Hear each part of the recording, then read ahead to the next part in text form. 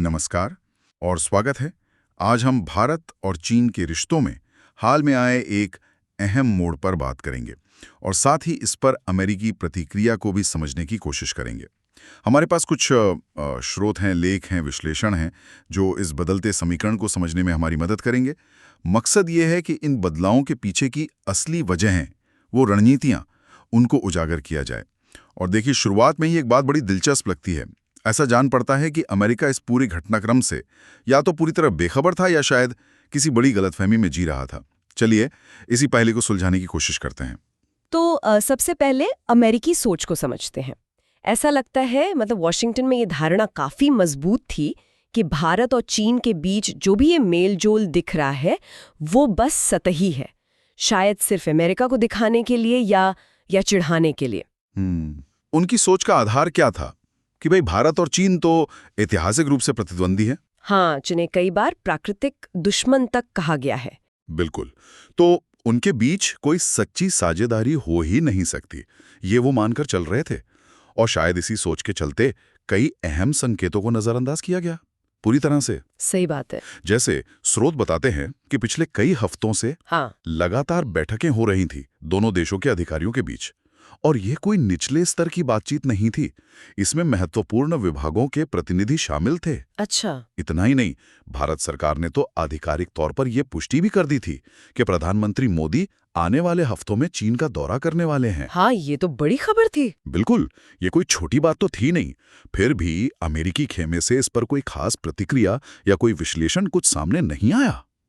ऐसा क्यों? ये वाकई हैरान करने वाला है और इसकी जड़ें शायद काफी गहरी है। जैसा आपने कहा, भारत चीन प्रतिद्वंदिता का एक लंबा इतिहास है, सीमा विवाद है, क्षेत्रीय प्रभाव की होड़ है।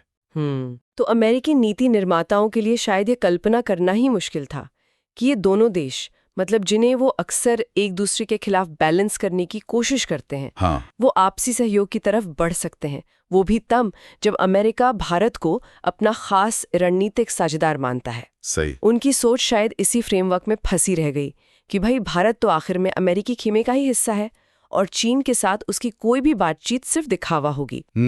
मतलब एक तरह की निश्चितता थी उनमें। हाँ बिल्कुल, लेकिन जमीनी हकीकत तो कुछ और ही इशारा कर रही थी। ये जो लगातार बैठकें हो रही थीं, उच्च स्तरीय दौरे की योजना बन रही थी, ये सब किसी गंभीर बातचीत का ही संकेत दे रहे थे। गंभीर बातचीत मतलब कुछ ठोस? हाँ बिल्कुल, इन संकेतों को अनदेखा करना सिर्फ लापरवाही नहीं कह सकते इसे, बल्कि शायद ये अमेरिकी इंटेलिजेंस असेसमेंट या उनकी जो नीतिगत सोच है उसकी एक बड़ी चूक को दिखाता है। अच्छा। उन्होंने शायद भारत की अपनी स्वतंत्र विदेश नीति और उसकी जो रणनीतिक स्वायत्तता है उसको कम आंका। हाँ, ये हो सकता है। और जैसा कि बाद की घटनाओं से पता चला, इस अनदेखी के नतीजे काफी अहम रहे। यहाँ दिलचस्प बात यही है कि अमेरिका ने स्थिति को किस हद तक गलत समझा और कितनी देर तक वो अपनी ही बनाई धारणाओं में उलझे रहे। बिल्कुल। और फिर अचानक से जैसे किसी ने ठंडा पानी डाल दिया हो, अमेरिका की तरफ से प्रतिक्रिया आई।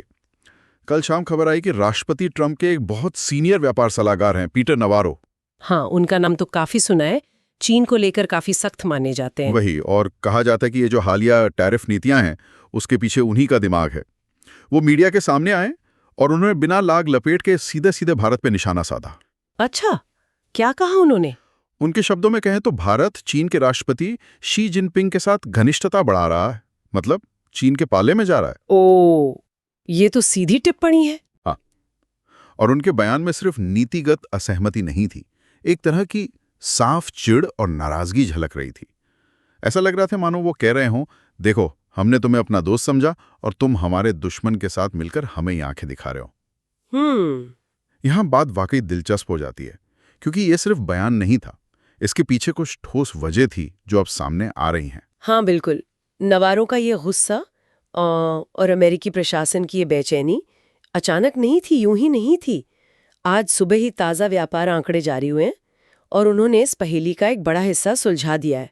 क्या कहते हैं आंकड़े? पता चला है कि पिछले 4 सालों में ये पहली बार हुआ है कि चीन को होने वाले भारतीय निर्यात में अच्छी खासी बढ़ोतरी हुई है। अच्छा, कितनी? सरकारी आंकड़ों के मुताबिक इस साल की पहली तिमाही यानी अप्रैल से जून के जो 3 महीने थे, उनमें भारत का चीन को निर्यात 18% बढ़ा है। 18%? ये तो काफी ज्यादा है। हाँ, बहुत ज्यादा।